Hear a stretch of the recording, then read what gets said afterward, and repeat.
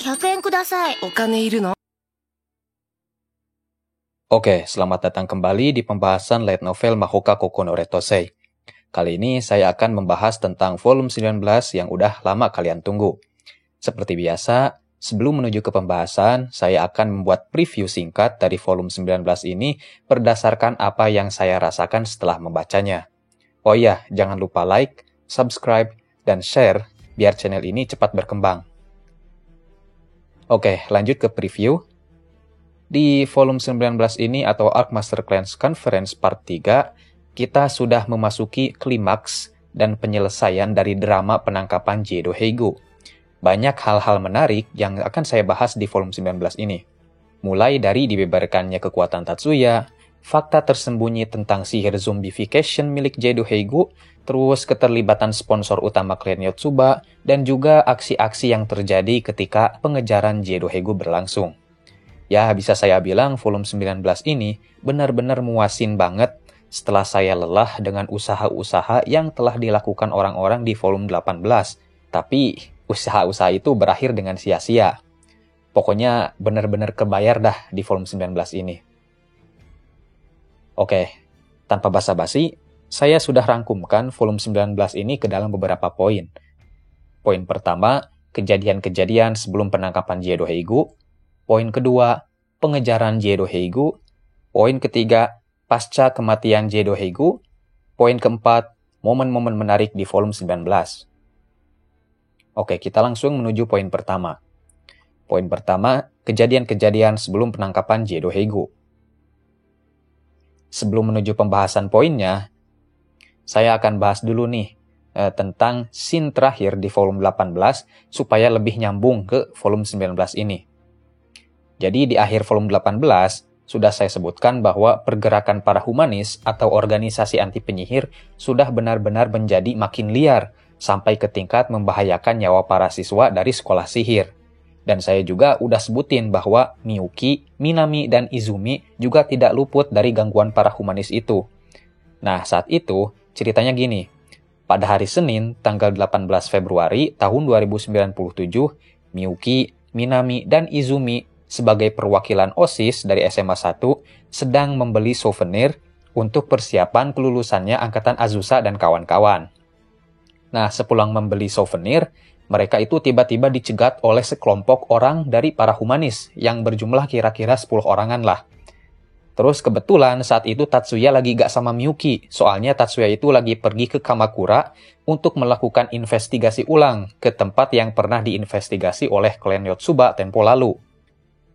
Selain itu, para humanis juga yang sedang mengepung Miyuki dan kawan-kawan maksudnya, tampaknya mereka udah tahu bahwa mereka itu sedang mengepung orang-orang penting. Mereka tahu mereka ini sedang mengepung Izumi yang merupakan keturunan dari klan Saemusa, dan mereka juga tahu Miyuki itu adalah ketua OSIS dari SMA 1. Tapi untungnya, para humanis ini tidak tahu bahwa Miyuki ini adalah calon pemimpin dari klan Yotsuba. Terus, para humanis ini juga sebenarnya bukan lawan yang sulit bagi Miyuki dan kawan-kawan. Tapi Miyuki ini sekali lagi mengingat nasihat Tatsuya untuk tidak bertindak gegabah. Karena Miyuki ini adalah seorang calon pemimpin dari klan Yotsuba. Jadi dia tidak bisa dengan asal menyerang dan melumpuhkan para humanis. Tapi meskipun kelompok Miyuki udah berusaha damai dan gak cari keributan, para humanis ini benar-benar rusuh banget. Mereka ini benar-benar bikin tindakan yang mau gak mau bikin Minami sama Izumi harus bertindak supaya mereka bisa melindungi diri mereka sendiri. Ya singkatnya, kelompok Miyuki dan para humanis ini bentrok lah gitu. Izumi dan Minami pun sampai menggunakan sihir sebagai bentuk perlindungan diri. Akan tetapi sihir mereka ini digagalkan oleh Anti-Knight atau alat anti-sihir. Minami dan Izumi pun sempat tersungkur dan tidak berdaya melawan Anti-Knight. Ini dikarenakan Anti-Knight ini memancarkan gelombang psion yang mampu mengganggu pikiran seorang penyihir, yang mana ya secara teori pikiran adalah sumber kekuatan sihir dari seorang penyihir. Untuk penjelasan lengkap tentang Anti-Knight, nanti aja deh saya bahas kapan-kapan aja lah. Oke, lanjut ke pembahasan. Melihat keadaan Minami yang sedang tersungkur dan lemah, seketika itu Miyuki langsung mengingat kenangan yang buruk tentang mendiang Sakurai Honami. Sakurai Honami itu tuh, guardiannya Ibu Miyuki. dan itu benar-benar membuat Miyuki sangat marah, dan emosi Miyuki tiba-tiba tidak terkendali. Miyuki saat itu hanya berpikir bahwa dia tidak ingin Minami yang sudah dia anggap sebagai anggota keluarganya sendiri diambil lagi oleh para teroris seperti yang pernah terjadi pada Honami di masa lalu. Miyuki sempat mau mengaktifkan sihir untuk membukukan para humanis.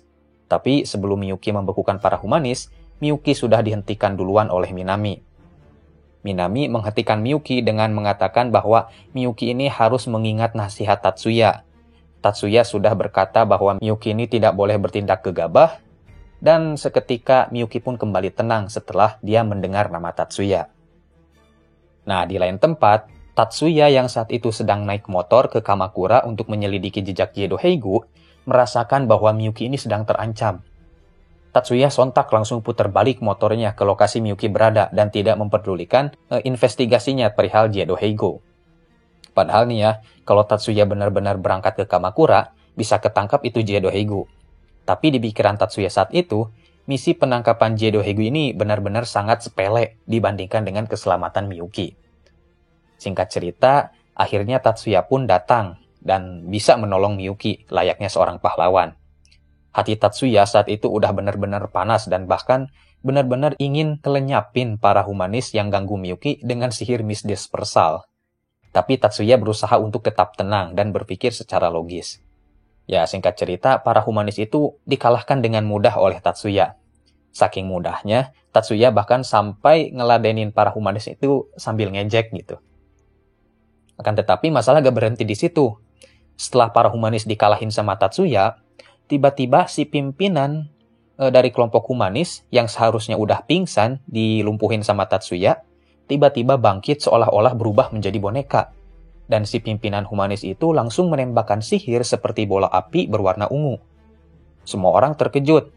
Tidak hanya Tatsuya aja yang terkejut, bahkan para anak buah dari si pimpinan humanis itu pun juga ikut terkejut. Karena mereka gak nyangka gitu pimpinan mereka yang selalu menghina-hina penyihir, ternyata juga seorang penyihir. Terus masalah gak berhenti di situ. Si pimpinan humanis ini menembakkan sihir dengan membabi buta. Tidak memperdulikan kawan atau lawan, soalnya dia udah jadi boneka. Selain itu, sihir yang ditembakkan ini benar-benar sangat cepat sampai Gram Demolition Tatsuya ini kewalahan untuk menghapus semua sihir yang ditembakkan. Nah, perlu diketahui juga nih, sihir yang ditembakkan ini bisa dibilang sangat mematikan gitu. Jadi ketika seseorang atau makhluk hidup terkena oleh sihir ini, energi kehidupan pada tubuh seseorang itu seolah-olah terkuras gitu. Jadi penampakannya itu kalau orang kena dengan sihir ini, tiba-tiba badan mereka langsung tampak mengering seperti disedot gitu. Nah, berkat analisis Tatsuya, Tatsuya menemukan fakta bahwa sihir yang ditembakkan oleh si pimpinan humanis itu ternyata adalah sihir yang ditransfer dari orang lain. Ini bisa dibuktikan ketika Tatsuya melihat beberapa bukti seperti tidak adanya rangkaian aktivasi. Terus Tatsuya segera mencari lokasi keberadaan si pengendali dengan elemental sight lewat informasi yang terdapat pada sihir yang ditembakkan oleh si pimpinan humanis. Akan tetapi akibat Tatsuya terlalu fokus untuk mencari sosok si pengendali, Tatsuya jadi benar-benar tidak bisa menghapus semua sihir yang ditembakkan oleh si pimpinan para humanis itu. Akibatnya, banyak sekali korban yang berjatuhan dari anak buah si pemimpin humanis itu. Tatsuya tahu, jika sihir yang ditembakkan oleh si pimpinan humanis ini adalah sihir yang ditransfer, maka di sana pasti ada suatu media penghubung atau media perantara sebagai alat untuk menembakkan sihir. Dan Tatsuya menemukan bahwa ada sebuah tato pada telapak tangan si pimpinan humanis. Tatsuya mencurigai tato itu sebagai media penghubung dan Tatsuya langsung menghapus tato yang menempel pada telapak tangan si pemimpin humanis itu untuk menghentikan tembakan bola api yang terus-menerus ditembakkan. Dan benar saja, sihir bola api itu pun seketika berhenti. Setelah mengatasi si pimpinan humanis, Tatsuya kemudian melanjutkan penelusurannya terhadap si pengendali atau biang kerok masalah dengan elemental sight milik Tatsuya. Nah, ketika Tatsuya sedang fokus dalam penelusuran, dia akhirnya menemukan sosok Omi Kazukiyo yang ternyata adalah dalang di balik berubahnya si pemimpin humanis menjadi boneka. Ketika Tatsuya ingin menelusuri lebih jauh, seketika Tatsuya kehilangan jejak Omi dan data tentang Omi tiba-tiba menghilang. Kenapa tiba-tiba menghilang? Ini disebabkan karena Jiedo Heigu yang saat itu sedang bersama dengan Omi, membunuh Omi Kazukiyo karena dia merasakan tatapan yang sangat mengancam dari Tatsuya. Tapi Heigu gak tahu tatapan itu berasal dari Tatsuya ya. Dia hanya merasakan bahwa dia ini sedang merasa diawasi. Seketika langsung dia ngebunuh Omi supaya dia gak terlacak oleh tatapan Tatsuya. Tatsuya menyadari bahwa orang yang telah membunuh Omi ini adalah Jiedo Heigu. Tatsuya berpikir bahwa Heigu ini benar-benar akan menjadi lawan yang merepotkan. Tatsuya yang kehilangan petunjuk tentang Heigu karena terbunuhnya Omi Kazukiyo kembali ke alam sadarnya. Dia bersama Miyuki dan Minami langsung didatangi polisi pasca kerusuhan dan disuruh untuk datang ke kantor polisi untuk memberikan keterangan. Sedangkan Izumi, dia akan memberikan laporan kepada kepala sekolah. Semenjak kejadian penyerangan terhadap Miyuki dan beberapa siswa lainnya, baik itu dari SMA 1 ataupun sekolah sihir lainnya, memutuskan untuk meliburkan sekolah selama beberapa hari. Atau lebih tepatnya dari tanggal 19 Februari sampai tanggal 23 Februari tahun 2097.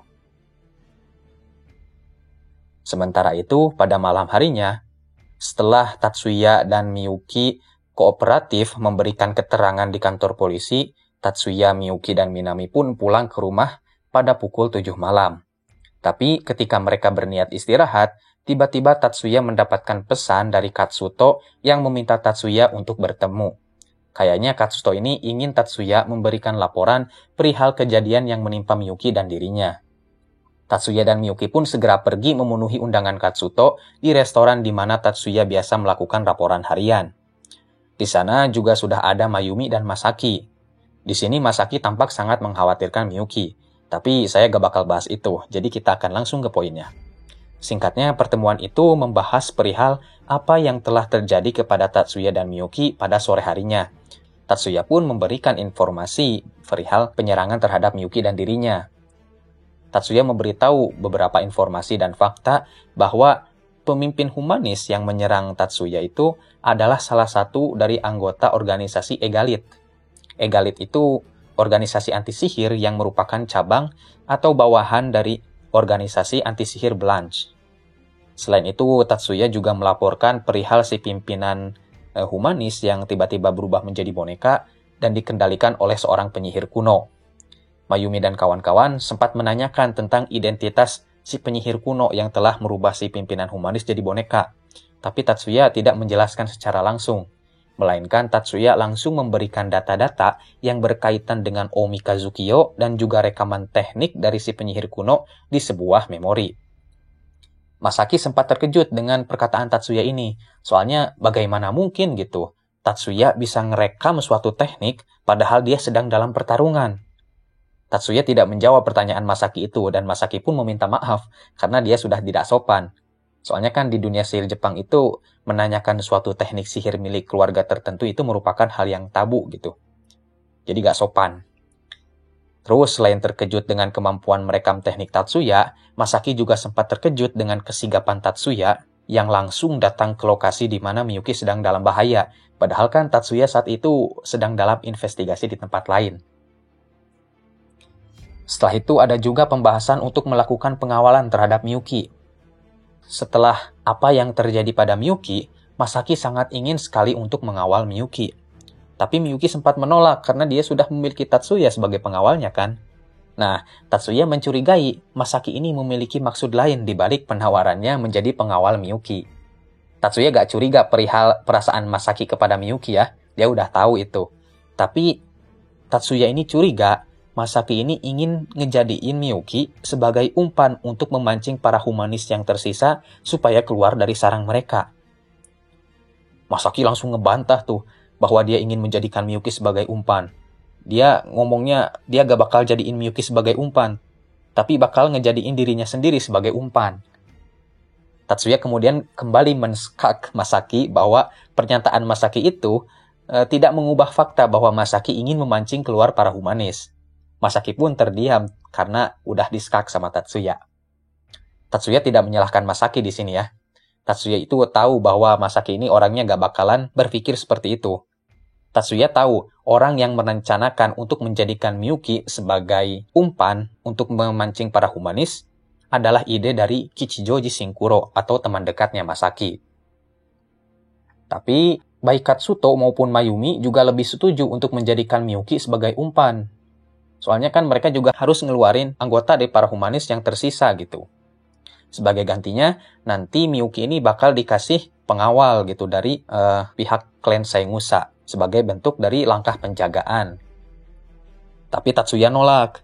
Dia berkata bahwa dia sendiri udah cukup sebagai pengawal Miyuki. Dan kalaupun jika pengawalan Tatsuya itu nggak cukup, atau Tatsuya harus keluar untuk melaksanakan misi, klan Yotsuba nanti akan mengirim pengawal lain. Rapat pun berhenti di situ.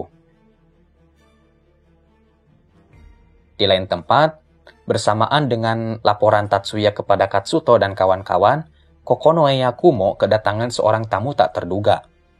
Tamu tak terduga itu adalah Todo Aoba. Di volume 19 ini, sosok Todo Aoba ini belum dijelaskan secara rinci ya. Jadi saya juga gak bakal jelasin banyak-banyak juga. Nah, pertama-tama kita jelasin dulu perawakannya si Todo Aoba ini. Si Todo Aoba ini memiliki perawakan yang tegap, berotot, kepala pelontos, dan mata kirinya hanya terlihat putihnya aja. Dia juga merupakan sponsor utama dari klan Yotsuba. Jadi orangnya pasti kaya parah gitu ya. Soalnya bisa nyponsorin klan penyihir terkuat yang ada di Jepang. Oke, kembali ke laptop. Tamu tak terduga ini atau Todo Aoba ini memiliki maksud atau kedatangan ke kuil Yakumo untuk meminta bantuan Yakumo supaya Yakumo membantu Tatsuya untuk menghilangkan Jedo Heigu dari Jepang. Di sini Aoba bukan berarti berpikir bahwa Tatsuya itu bakalan kalah sama Heigu ya. Aoba ini berpikir Heigu itu bukanlah tandingan Tatsuya sama sekali. Bahkan Aoba ini berpikir Benjamin Kanopus sekalipun, yang merupakan anggota Stars peringkat kedua, itu masih belum bisa menandingi kekuatan tempur Tatsuya. Aoba udah tahu betul kekuatan asli dari Tatsuya. Yang Aoba khawatirin adalah Tatsuya akan bertindak gegabah, yang mana itu akan mengakibatkan pihak USNE akan mengincar Tatsuya di masa depan. Aoba tahu pihak USNE ini sedang terlibat dalam kasus penangkapan Jedo Heigu. Yakumo pun menyetujui permintaan dari Aoba ini. Nah, perlu kalian catat nih, Todo Aoba ini tidak berarti khawatir kepada Tatsuya secara manusiawi. Tapi dia ini lebih menganggap Tatsuya sebagai barang berharga yang perlu dimanfaatkan dan juga dijaga. Sebagai bayaran untuk permintaan Todo Aoba ini, si Aoba ini menawarkan bayaran sekitar 1 miliar yen atau setara dengan 100 miliar rupiah kepada Yakumo. 100 miliar itu kasarnya ya. Mungkin kalau pakai nilai tukar rupiah sekarang, pasti nilainya jauh lebih gede. Akan tetapi Yakumo menolak bayaran itu karena alasan spiritual gitu. Masa biksu tergoda dengan hal duniawi? Karena Yakumo gak mau nerima uang cash, Aoba pun menawarkan sebuah patung Buddha sebagai imbalannya. Jadi di sini saya gak tahu ya, apa Yakumo nolak atau enggak itu patung Buddha, tapi itu udah gak penting lah. Jadi mari kita lanjut ke pembahasan selanjutnya. Setelah selesai melakukan pertemuan dengan Katsuto dan kawan-kawan, Tatsuya dan Miyuki pun akhirnya pulang ke rumah pada pukul 10 malam.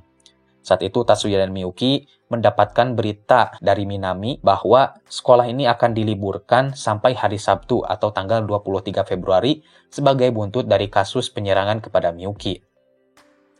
Nah, sebelum beristirahat, Tatsuya meminta Miyuki untuk datang ke lab Tatsuya yang berada di bawah tanah pada pukul 4 pagi.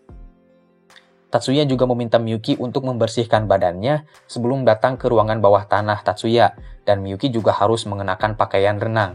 Nah, awalnya si Tatsuya ini nyuruh Miyuki pakai pakaian dalam doang, tapi kayaknya Tatsuya canggung dan malu sendiri, jadi dia nyuruhnya pakai pakaian renang aja. Nah, singkat cerita, dah jam 4 aja lah pokoknya. Miyuki yang udah bangun dari jam 3, udah ngebersihin tubuhnya. No make up, no perfume, or another pernak-pernik. Pokoknya badan Miyuki bersih sebersih-bersihnya. Selain itu, Miyuki gak pakai pakaian renang, tapi Miyuki pakai pakaian dalam. Ini Miyuki lakuin karena Miyuki tahu pakaian dalam itu kayaknya lebih sesuai dengan keinginan Tatsuya. Hanya aja Tatsuya malu-malu atau canggung bilangnya. Singkat aja, Tatsuya ini sebenarnya sedang ingin melacak Jedo Heigu. Nah, di video sebelumnya kan saya udah bilang bahwa Tatsuya itu udah hafal betul pola Eidos milik Jedo Heigu. Jadi Tatsuya ini bisa dengan mudah melacak keberadaan Jedo Heigu dengan Elemental Sight. Sayangnya, untuk saat ini, Tatsuya sama sekali gak bisa ngelacak Jedo Heigu karena Tatsuya udah mengalokasikan 50% kekuatan Elemental Sight miliknya untuk mengawasi Miyuki. Oleh karena itu, Tatsuya saat ini akan melepaskan pengawasan Elemental Sight-nya dari Miyuki sementara waktu supaya Tatsuya mampu mengetahui lokasi dari keberadaan Jedo Heigu. Nah, akan tetapi itu gak segampang yang kita bayangin gitu. Bagi Tatsuya, tidak bisa memastikan keamanan Miyuki dengan mata kepalanya sendiri itu merupakan suatu hal yang sangat berat, bahkan bisa-bisa membuat Tatsuya gila. Tatsuya yang udah seolah menjadi satu tubuh dengan Miyuki karena selalu mengawasi Miyuki setiap waktu, tidak bisa melepas Elemental Sight-nya dari Miyuki meskipun hanya 1/100 detik. Tatsuya ini udah berpikir bahwa meskipun Miyuki ada di dekatnya, keselamatan Miyuki ini masih bisa terjamin. Tatsuya berpikir bahwa mata manusia ini hanya bisa melihat cahaya dan bayangan, sedangkan mata Tatsuya hampir bisa melihat segalanya. Nah, mendengar semua jawaban itu dari Tatsuya, Miyuki yang sempat gak agresif lagi karena khawatir akan perasaan Tatsuya di volume sebelumnya, menurut saya sekarang udah sadar sepenuhnya bahwa Tatsuya ini benar-benar gak bakalan berpaling dari Miyuki. Makin kelepek-kelepek nih bocah sama Tatsuya. Ya, intinya Tatsuya ini gak maulah kejadian kayak penyerangan para humanis ini yang diinisialisasi oleh Heigu menimpa Miyuki lagi. Makanya dia ambil resiko untuk melepaskan Elemental Sight-nya dari Miyuki untuk sementara waktu. Singkat cerita, Tatsuya dan Miyuki pun melakukan ritual pelepasan Elemental Sight untuk mengetahui keberadaan Jedo Heigu. Miyuki pun duduk di atas Tatsuya yang sedang sila. Punggung Miyuki bersentuhan dengan dada Tatsuya. Tangan kanan Miyuki memegang erat tangan kiri Tatsuya, dan tangan kiri Miyuki memegang erat tangan kanan Tatsuya. Perlu kalian ketahui juga nih, untuk melacak keberadaan Heigu, Tatsuya hanya perlu menggunakan 70% kekuatan Elemental Sight-nya. Jadi gak perlu 100%. Dan akhirnya Tatsuya pun menemukan lokasi Jedo Heigu, dan Tatsuya pun langsung menembakkan peluru psion dari jarak jauh. Peluru psion ini tidak dimaksudkan untuk melukai fisik ya. Jadi gak ada dampaknya gitu, sama fisik gak ada luka, gak ada apa gitu. Peluru psion ini memiliki fungsi sebagai alat pelacak gitu. Jadi seolah-olah Tatsuya itu mau nempelin tanda ke tubuh Heigu lewat peluru psion. Jadi meskipun Heigu nantinya kabur kemanapun, Tatsuya pasti bisa nemuin si Jedo Heigu ini. Tatsuya ini sebenarnya bisa aja langsung melenyapkan Jedo Heigu dengan sihir misdispersal dari jarak jauh. Tapi misi Tatsuya ini bukan hanya untuk melenyapkan Heigu aja, melainkan untuk menangkap Jedo Heigu. Baik menangkap Jedo Heigu hidup-hidup, ataupun menangkapnya ketika udah mati. Sing penting jasadnya ada. Nantinya ini mayat Heigu ini akan menjadi bukti yang akan ditunjukkan oleh Ten Master Clans kepada publik bahwa mereka ini udah nangkap dalang dari serangan teroris yang terjadi di Hakone. Dan tentu aja tujuannya ini untuk mengembalikan kepercayaan masyarakat dan nama baik dari Ten Master Clans. Oleh karena itu, Tatsuya hanya menembakkan peluru psion aja gitu, sebagai tanda pelacak, sehingga dia bisa menangkap Jedo Heigu dalam keadaan hidup ataupun mati nantinya. Nah, di sisi lain, Heigu yang sedang terlelap tidur langsung ngegorejat setelah merasa dirinya ditatap oleh sebuah tatapan misterius. Heigu juga membuat barrier atau pelindung supaya dirinya tidak diserang oleh sebuah peluru psion. Akan tetapi, pelindung atau barrier Heigu ini pecah seketika, dan peluru itu pun langsung menembus masuk ke tubuh Heigu. Nah, anehnya, Heigu ini tidak merasa kesakitan sama sekali. Dia juga tidak menemukan keanehan-keanehan lain pada tubuhnya. Setelah tembakan peluru Tatsuya selesai, Heigu merasa bahwa dia ini sudah tidak merasa diawasi lagi. Akan tetapi, meskipun dia merasa udah gak diawasin, Heigu ini merasa dirinya udah gak aman lagi. Oleh karena itu, Heigu pun memutuskan untuk segera berpindah lokasi. Oke, sekian dulu untuk video pembahasan volume 19, part 1 ini. Untuk part 2 segera menyusul, jadi tunggu aja. Terima kasih karena udah menonton sampai habis, dan sampai jumpa di video berikutnya.